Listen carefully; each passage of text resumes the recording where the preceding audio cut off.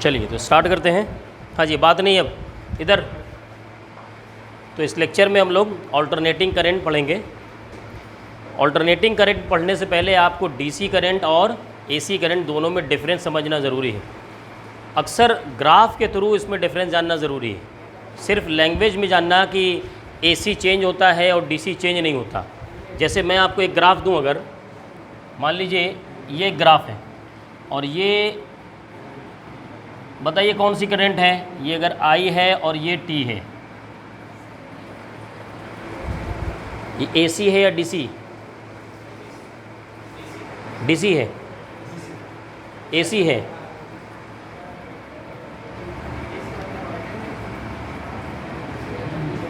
बताइए ये कौन सी करंट है? इसमें तो सीधे आप कह देंगे डीसी करंट है, इसमें कोई कन्फ्यूज़न नहीं, क्योंकि आप कहेंगे भाई ये जो आई है वो टी के रेस्पेक्ट में चेंज नहीं हो रहा, तो हमने कह दिया कि ये डीसी है। इसमें कन्फ्यूज़न है क्योंकि चेंज भी हो रहा है और एक चीज़ अभी इसमें क्लियर नहीं हो रही है कि ये सिर्फ पॉजिटिव बना हुआ है। मैग्नीट्यूड तो चेंज हो रहा है लेकिन सिर्फ पॉजिटिव बना हुआ है, और जब ऐसी कंडीशन हो तो भी क्या कहलाएगा? वो डीसी ही कहलाएगा। आइदर वो इस तरीके से भी हो जाए अगर, क्योंकि अभी भी वो क्या है, सिर्फ नीचे चल रहा है, एक ही साइड है, तो ये करंट भी कहलाएगा आपका डीसी ही कहलाएगा। जब तक पॉजिटिव और नेगेटिव में डिफ्लेक्शन न दिखे तब तक आप उसे डीसी ही कहेंगे। जब पॉजिटिव और नेगेटिव में डिफ्लेक्शन दिखेगा तभी क्या होगा? वो हो जाएगा ऑल्टरनेटिंग करंट। ऑल्टरनेटिंग करंट है। अब एक बात और समझिए कि एसी और डीसी को रिप्रेजेंट कैसे करते हैं। जब आप बैटरी के थ्रू कहीं भी करंट शो करते हैं तो वो आप हमेशा डीसी शो करते हैं। तो अभी तक आपने इसको पढ़ा है, जो भी करंट पढ़ा है वो सब का सब डीसी पढ़ा है, उसमें आपने कहीं भी करंट को फ्लक्चुएट किया ही नहीं, करंट को वेरी नहीं किया। और एसी को शो करने का तरीका है इस तरीके से सिंबल बनता है, ये एसी को शो करने का तरीका है। क्लियर? तो ये हो गया बेसिक डिफरेंस इसमें एसी और डीसी में। अब हाई स्कूल में आपने पढ़ा भी है कि साइनसोइडल वेव बनता है जिसका हमारे पास फॉर्मूला होता है। आइए पहले समझते हैं उसको। और ये साइनसोइडल वेव का जो इक्वेशन आता है वो क्यों आता है वो आगे पढ़ाऊंगा मैं, इसमें मेन पढ़ना है वो समझिएगा। जो आई का फॉर्मूला बनता है वो होता है I naught sine omega T, और जो वी का फॉर्मूला बनता है V naught sine omega T, क्योंकि ये साइन कर्व बनता है हमारा। अच्छा, इसमें आई नॉट क्या है? आई नॉट हो ये जो पीक वैल्यू है, ये है आई नॉट, ये आई है और ये टी। तो आई नॉट क्या है? ये पीक वैल्यू जो होता है वो कहलाता है आई नॉट। क्वेश्चन क्या आता है इसमें आपके बोर्ड में? क्या आएगा? वो आएगा आई एवरेज कैलकुलेट करने के लिए। आई एवरेज ये कैलकुलेट करने के लिए आएगा। दूसरा आएगा I R M S, root mean square value, नाम सुना होगा। ये दो चीज़ें बहुत ज़्यादा पूछी जाती हैं, इन्हीं दोनों को सीखना है ना। अब देखिए, सबसे पहली बात तो जो मैं सीखना, अभी बढ़ते उसी की तरफ। ये जो फॉर्मूला आता है हाफ साइकिल के लिए और फुल साइकिल के लिए, इसका डेरिवेशन होता है, इसका प्रूफ होता है कि आई एवरेज जो होता है ये दो टर्म कैलकुलेट किया जाएगा, फॉर फुल साइकिल और दूसरा होगा फॉर हाफ साइकिल। अब हाफ साइकिल और फुल साइकिल कॉन्सेप्ट क्या है वो सीखिए। जैसे ये हमारे पास है आई और ये है टी, साइनसोइडल वेव बनाइए। तो फुल साइकिल का मतलब यहाँ से स्टार्ट हुआ, वापस इसी पे आया, उसके बाद नेगेटिव गया, यहाँ तक गया, तो ये कहलाता है फुल साइकिल। क्या कहलाएगा? Full cycle. अब इस फुल साइकिल के लिए आपको आई एवरेज कैलकुलेट करना है। फुल साइकिल के आपको आई एवरेज कैलकुलेट करना है। और मैथमेटिक्स में जानते हैं कि जब कोई चीज़, कोई वैल्यू टी के साथ चेंज होता हो, टी के साथ, तो उसका एवरेज वैल्यू कैसे लिखा जाता है? देखिए आई जो होगा वो होगा क्यू अपॉन टी होगा, और इंस्टेंटेनियस के लिए क्या होगा? D Q upon D T. तो इसके जो एवरेज वैल्यू लिखा जाएगा ना, वो ऐसे लिखा जाएगा I integral I into D T upon integration D T. ये होता है एवरेज वैल्यू लिखने का तरीका। जब कोई वैल्यू, कोई फंक्शन है, मान लीजिए y जो है वो चेंज कर रहा है t के साथ, तो आप इसका इंटीग्रेशन करेंगे, एवरेज कैसे लिखेंगे? y into D T upon integration D T. ये उसका मेथड होता है एवरेज वैल्यू लिखने का। अब हम क्या करेंगे, यहाँ पर फुल साइकिल के लिए एवरेज वैल्यू निकालेंगे। फुल साइकिल के लिए देखिए, समझिएगा इसको। i की वैल्यू निकालना है हमें, i के इक्वेशन लिख देते हैं। क्या होता है भाई? I naught sine omega T into D T upon integration D T.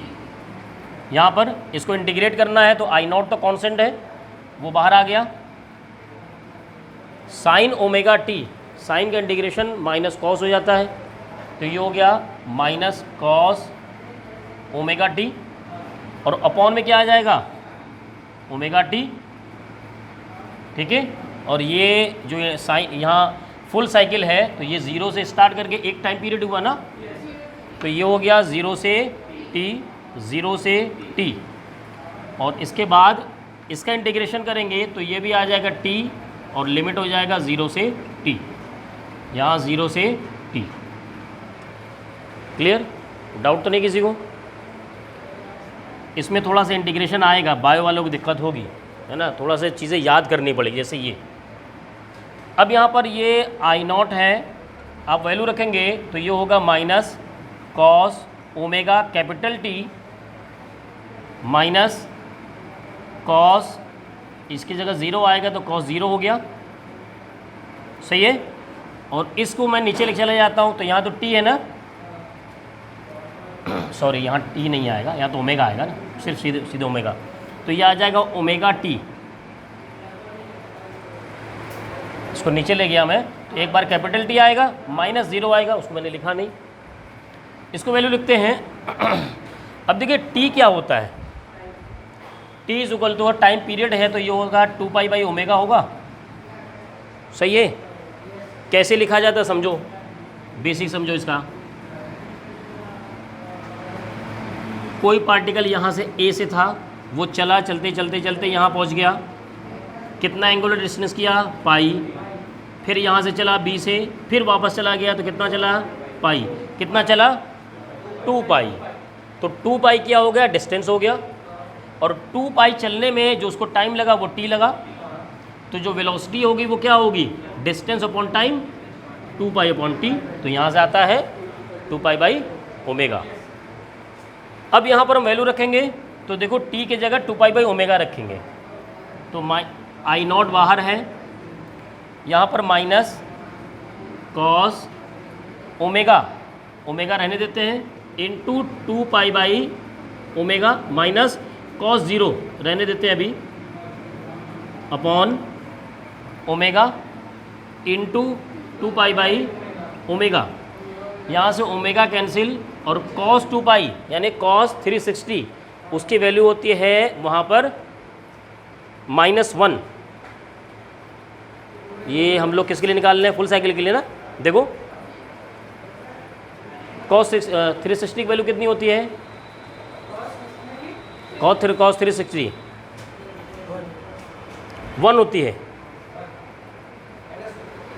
-1 होगी। फुल साइकिल के लिए 0 आएगी। देखो इसमें आई नॉट ये आएगा हमारे पास। एक चीज़ और, नहीं 1 आती है, 1 आती है, सही है वो। यहाँ माइनस को हमने बाहर ले लिया, तो इसको जब बाहर ले लोगे तो ये आएगा जी। ध्यान दीजिए, इस माइनस को हमने बाहर ले लिया, जब यहाँ पर लिमिट रखेंगे इसकी वैल्यू एक बार आएगी, उसके बाद माइनस करके ये वैल्यू आएगी, सही है भाई। ये माइनस को हमने बाहर कर लिया, तो एक बार इसकी जगह क्या रखोगे? टी, और एक बार रखोगे 0। एक बार मैंने टी रखा, एक बार 0 रखा, अब यहाँ पर हमने वैल्यू रखी, तो यहाँ पर देखिए ये प्लस होगा, ये माइनस होगा, इसकी वैल्यू क्या आएगी माइनस आई नॉट, और ये होगा 1 और माइनस 1, तो ये हो जाएगा 0 सीधे सीधे, और ये होगा 2 पाई, तो इसकी वैल्यू आएगी 0। यानी I average for full cycle वो आता है 0। I average for full cycle क्या आएगा 0। नोट कीजिए।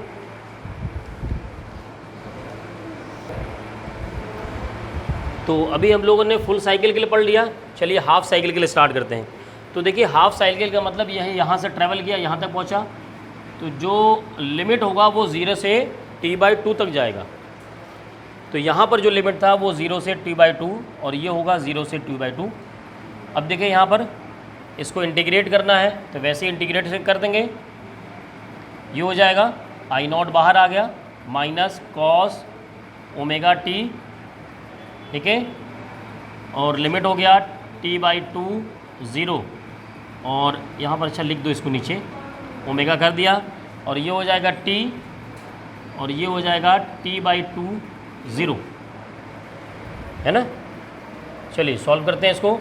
तो ये माइनस में है, माइनस को बाहर कर लेते हैं, माइनस आई नॉट, और यहाँ कॉस ओमेगा टी है, तो cos omega t/2 minus cos 0, और ये जो ओमेगा था इसको नीचे ले आएंगे, ओमेगा, और ये आ जाएगा t/2 सीधे, क्योंकि t की जगह t/2 आएगा और दूसरा वाला तो 0 कर देगा उसको, और ये ओमेगा इसके साथ आ जाएगा।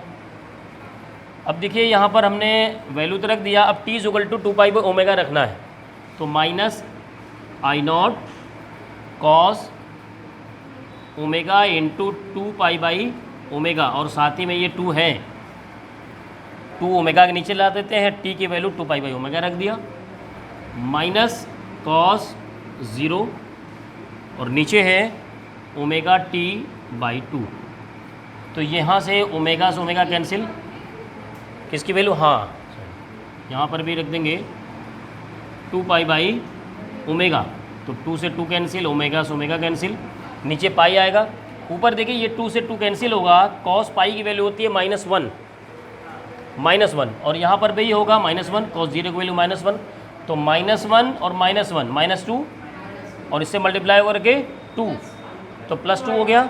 तो यहाँ आई एवरेज वो आएगा 2I0 अपॉन पाई, ये है हाफ साइकिल के लिए आई एवरेज की वैल्यू। क्या चीज़,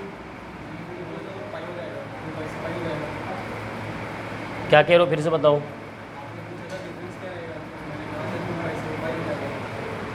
टू पाई से वो तुमसे तो 0 आया था सीधे, उसमें कहाँ पाई आया था, उसमें तो सीधे 0 हो गया था,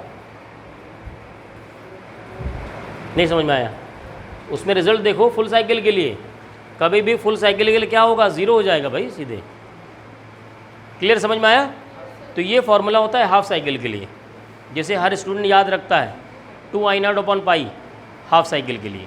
अच्छा, इसके लिए अगर आप वी एवरेज भी निकालेंगे ना, वी एवरेज, और ये भी क्या चीज़, MCQ में सीधे सीधे आपको ये साइकिल दे देगा, उसका हाफ साइकिल फुल साइकिल का फार्मूला पूछ लेगा, और अभी मैं आपको न्यूमेरिकल करा रहा हूँ, वो न्यूमेरिकल आएंगे उसमें। तो ये भी होता है 2V0 अपॉन पाई। डेरिवेशन नहीं आएगा आपका, लेकिन डेरिवेशन अगर सीखेंगे नहीं तो पता नहीं चलेगा कि स्टेप्स आए कहाँ से हैं। तो न्यूमेरिकल हमारे सामने है, उसने आई का जो एक इक्वेशन दिया हुआ है, देखिए आई तो वेरिएबल होता ही होता है, लेकिन उसने उसके साथ उसमें एक फंक्शन दे दिया कि टी के साथ किस तरीके से वेरी करता है। अब इससे आपको I0 तो पता चल नहीं सकता, जब I0 नहीं पता चलता तो आप ये पता ही नहीं कर सकते कि हाफ साइकिल या फुल साइकिल में कितना वहाँ पर एवरेज होगा। दूसरी कंडीशन क्या है कि इसने हाफ और फुल कहा भी नहीं, इसने कहा कि 2 सेकंड बाद।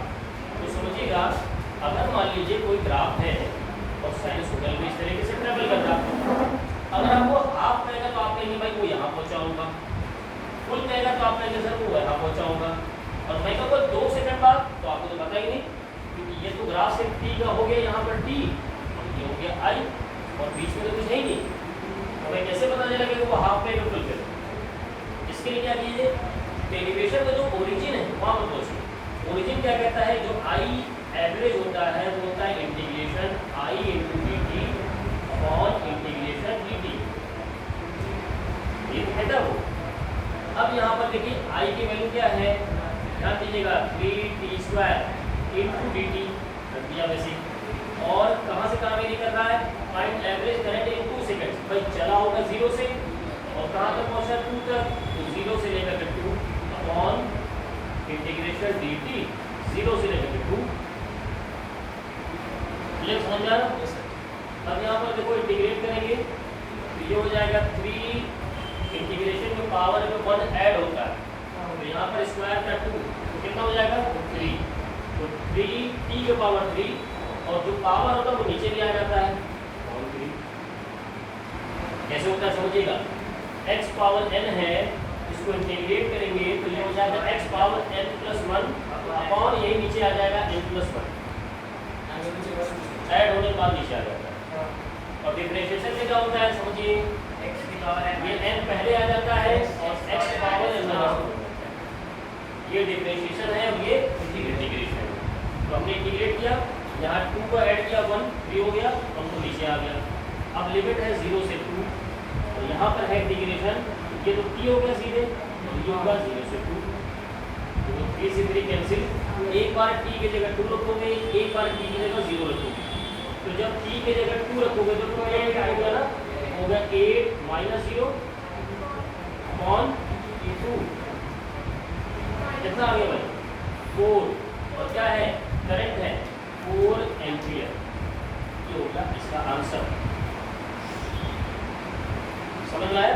तो हर बार एवरेज निकालने के लिए ऐसा नहीं कि आई नोट दे दिया आपने फॉर्मूला लगा दिया 2 आई नोट 1 पाई तो सॉल्व कर लिया, ऐसा नहीं होगा, बल्कि हो सकता है वो इस तरीके से इक्वेशन में भी दे।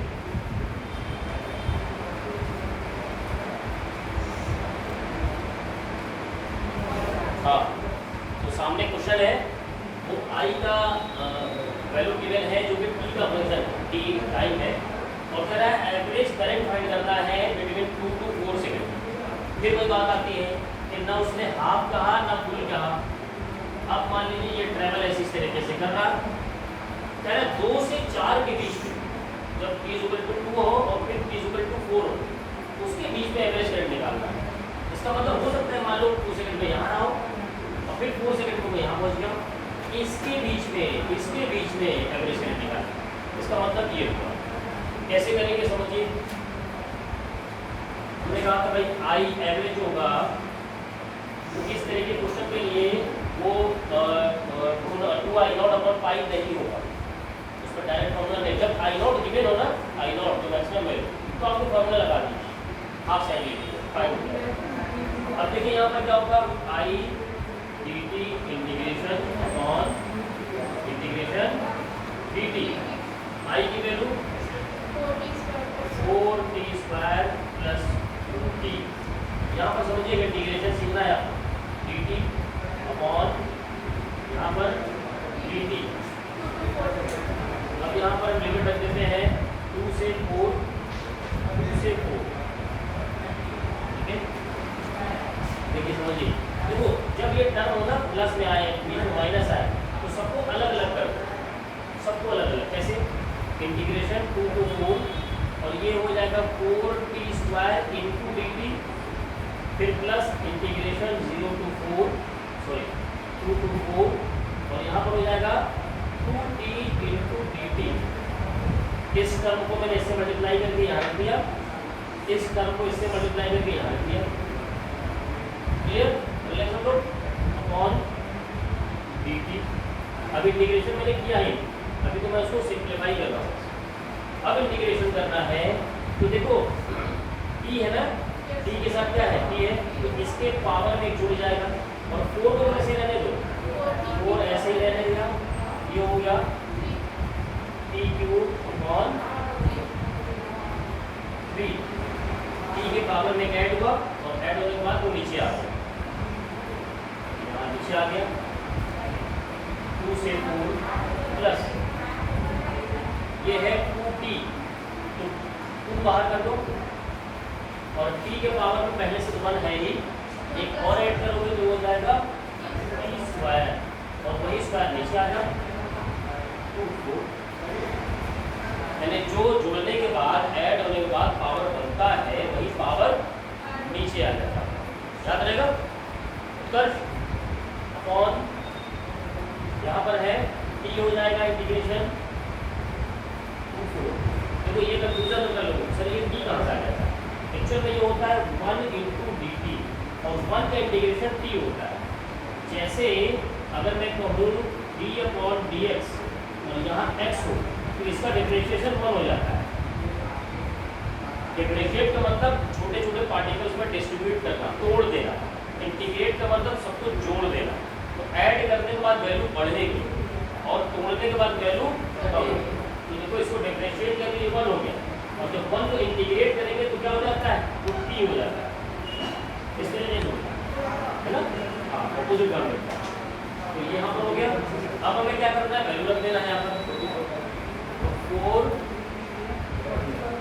और देखो हाँ 4 की जगह ये टी की जगह एक बार 4 रखेंगे। अच्छा 3 बाहर कर लो, 3 बाहर कर लो, टी की जगह एक बार 4 रखेंगे तो 4 का क्यूब माइनस अब एक बार टी की जगह फिर 2 रखो तो 2 का क्यूब ये हो गया। फिर से समझिए एक बार टी की जगह ऊपर वाली वैल्यू, एक बार टी की जगह नीचे वाली वैल्यू। तो जब 2 वैल्यू अलग अलग रख रहे हैं तो दोनों के बीच में क्या होना चाहिए माइनस। तो इसको रख के देखो हाँ 2/2 बाहर कर लिया, टी की जगह एक बार 4 रखेंगे फिर टी की जगह तो एक बार 4 रखो माइनस एक बार 2 रख दिया अपॉन इसमें भी करेंगे एक बार 4 रख दिया एक बार 2 रख दिया।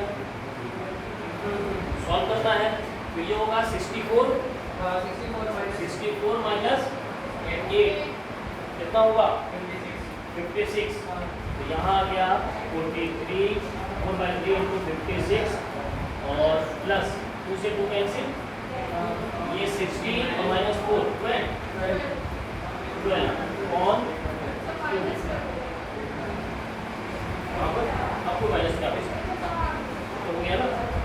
तो ये कितना हो गई, कितना हो जाएगा 4 से 24 2 4 से 20 तो 22 और 3 प्लस 12 और 2 तो ये हो जाएगा 3 7 21 1 12 2 18 6 प्लस 12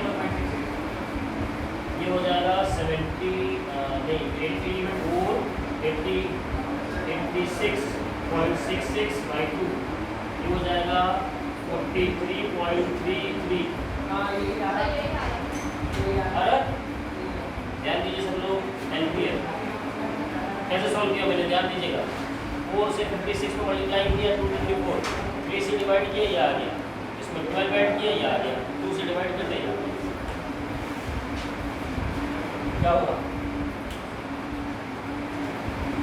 12।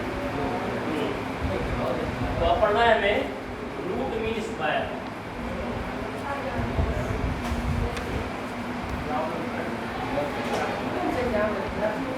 ध्यान दीजिए भाई RMS वैल्यू कहते हैं। देखो होता क्या है पहले समझिए है ना, जैसे ये वर्ड लिखा है ऐसे इसको लिख लो रूट मीन स्क्वायर और इसका अपोजिट वर्ड क्या करना है, पहले आपको स्क्वायर करना है, उसके बाद उसका मीन वैल्यू यानी कि एवरेज वैल्यू, उसके बाद उसका रूट फैक्टर, ये होता है रूट मीन स्क्वायर वैल्यू। अब उसको रिप्रेजेंट कैसे करते हो समझो, जैसे आई आर एम एस यानी कि करंट निकालना है वो भी रूट मीन स्क्वायर वैल्यू। और ये क्या होगा, पहले क्या करना है हमें उसका स्क्वायर करना है, आई का हमने स्क्वायर कर दिया, फिर उसका मीन को रिप्रेजेंट करने के 2 तरीके हैं, या तो आप आई का बार लगा दीजिए या फिर इस तरीके से अलग अलग रूप में ऐसे मिलेगा, यहाँ पर बार लगा दीजिए, पहले स्क्वायर किया फिर उसका मीन यानी कि एवरेज फाइंड किया फिर उसको रूट कर दीजिए, ये अंदर रूट हो गया। अब बात आती है इसका सिग्निफिकेंस क्या है, आखिर अब ये वैल्यू है क्या। तो देखो एक बात समझो, ये जो वैल्यू होती है ना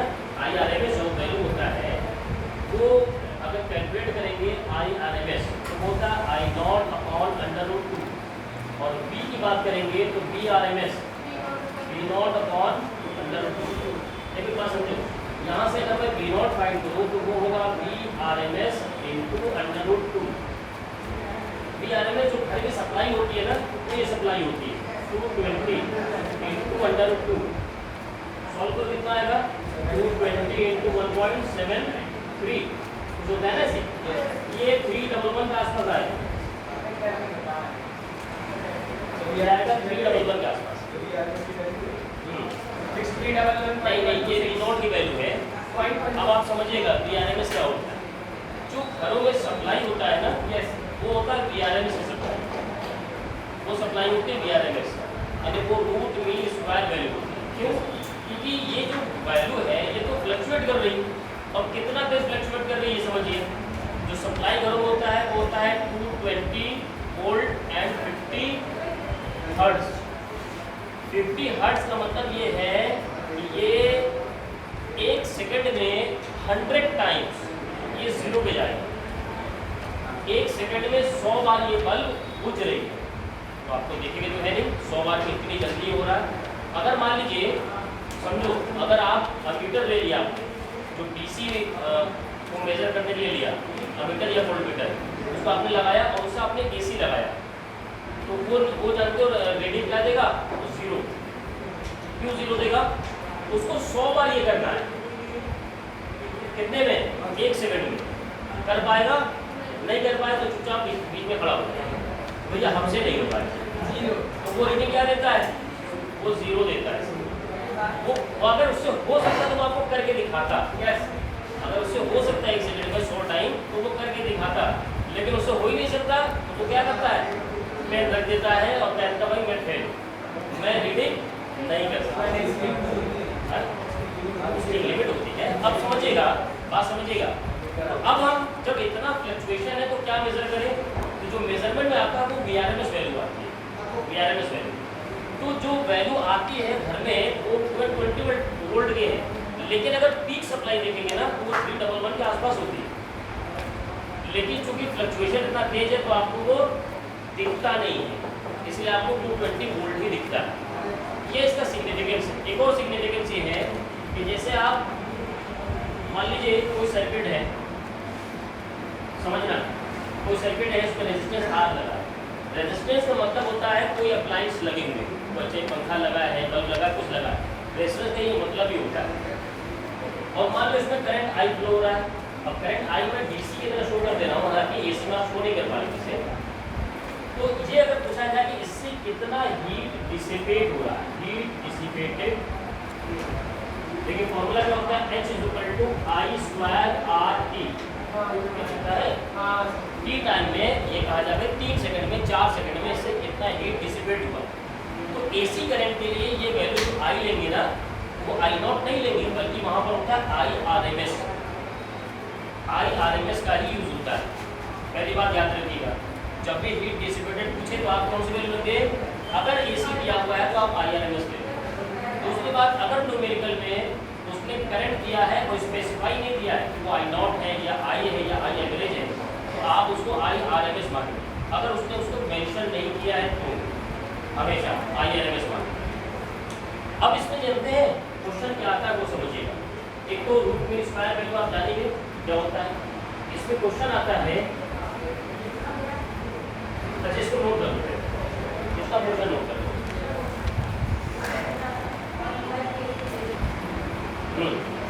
आइए भाई समझिए, इसमें क्वेश्चन क्या आता है वो ध्यान दीजिए। इसमें क्वेश्चन इस तरीके से आएगा, सीधे क्वेश्चन देखते हैं। फाइंड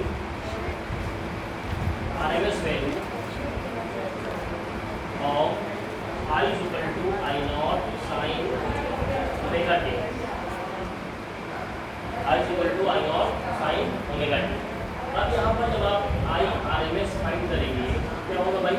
सबसे पहले क्या करना है? उसका रूट मीन स्क्वायर के लिए, फिर एवरेज कीजिए और फाइंड कीजिए।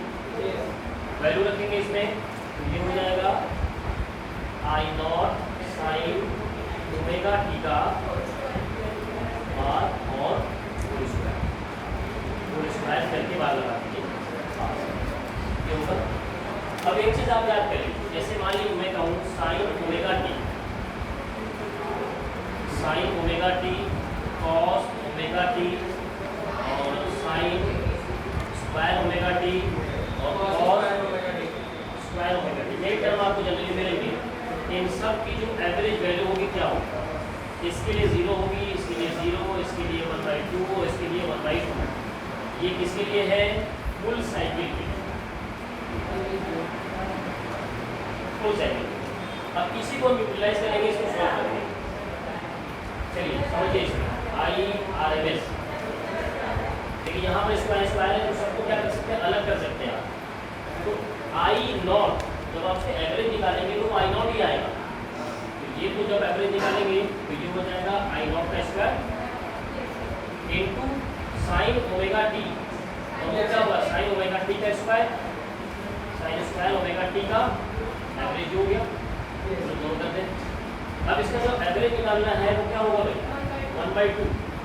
तो ये हो जाएगा I0 स्क्वायर बाई 2, ठीक है।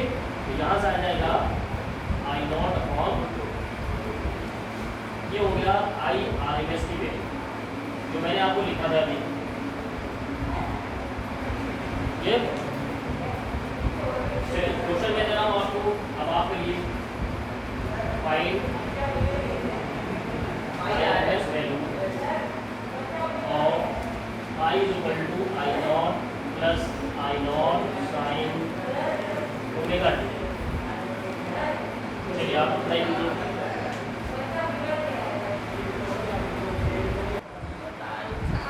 तो क्वेश्चन है हमारे सामने, ये इसको सॉल्व करते हैं यहाँ पर।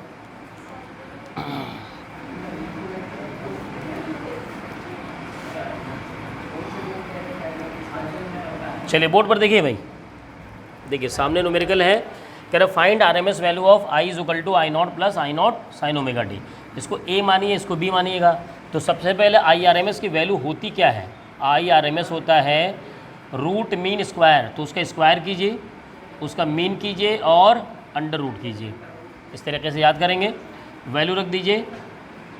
तो यहाँ पर वैल्यू है, I की वैल्यू है यहाँ पर I0 plus I0 sign omega T. इसका पूरे के बार है और फिर स्क्वायर है, या ऐसे कहिए पहले स्क्वायर है फिर क्या है, पूरे के बार है। पहले हमने स्क्वायर किया था फिर बार लगाया था, ठीक है। अब क्या करना है, A प्लस B का होल स्क्वायर हो गया ये। तो यहाँ पर जो भी लिखेंगे उसके पूरे में क्या होगा, बार होगा ऊपर से, ये तो होगा ही। अब A square plus B square, I0 square sine square omega T, B square हो गया, प्लस 2 I0 इंटू, समझने के लिए सही होगा ना, तो 2AB हो गया। अब जब हमें बार सब हटाना होगा तो सब पे बार अलग अलग कर सकते हैं।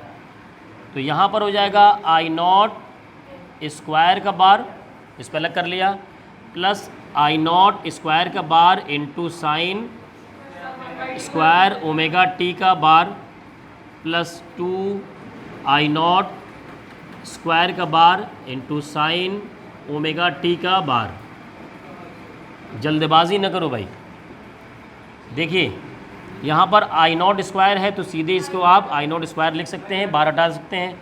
अब यहाँ पर साइन स्क्वायर ओमेगा टी की वैल्यू जो एवरेज है वो 1/2 है, तो ये हो गया I0 स्क्वायर बाई 2, और ये साइन ओमेगा टी की वैल्यू यहाँ पर 0 है, तो ये तो 0 हो गया। इसको सॉल्व करेंगे तो देखिए ये है 1 और ये है 1/2, 1.5 कितना हुआ, 1.5 डेढ़ हो गया ना, यानी 3/2। तो ये आ गया 3/2 I0 स्क्वायर। अब ये स्क्वायर इसको बाहर ले जा सकते हैं, I0 अंडर रूट 3/2 एम्पियर। देखिए कहाँ गड़बड़ हो रहा था, चेक कीजिए इसको।